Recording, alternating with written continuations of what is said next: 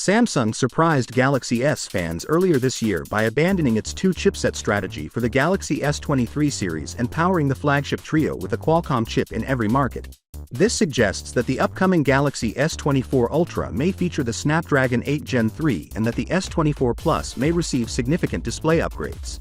Exynos was no longer in the picture, but only briefly. Next year, the Exynos chip will allegedly make a comeback in the Galaxy S series, but things will reportedly change anyway. According to a recent report, the Snapdragon 8 Gen 3 for Galaxy chipset will be used to power the Galaxy S24 Ultra exclusively globally.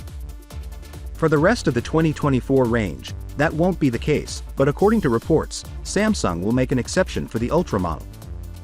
According to market statistics from Angia, the Galaxy S23 Ultra will be Samsung's best-selling flagship in the first half of 2023. It was actually the best-selling Android device globally, and some people believe that the Snapdragon exclusivity was a factor in this success. However, while the base and Plus models equally benefited from this chip exclusivity, they fell short of the top 10 list because fans appeared to favor the Ultra model. Samsung may have put itself in a bind by saving the Snapdragon chip for the 2023 flagship models alone.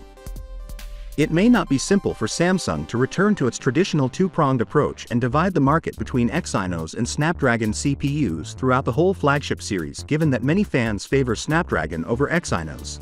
The Snapdragon 8 Gen 3 and the as-yet unannounced Exynos 2400 SoC will be used in various areas, according to current speculation. While the Snapdragon chip will be used by the Galaxy S24 Ultra worldwide to please fans.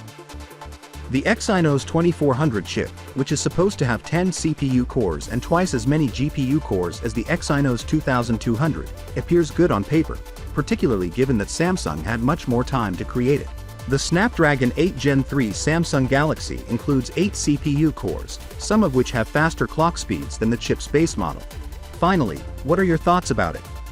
So with that being said, let me know your thought in the comment below, and if you are new here, please subscribe. Peace out.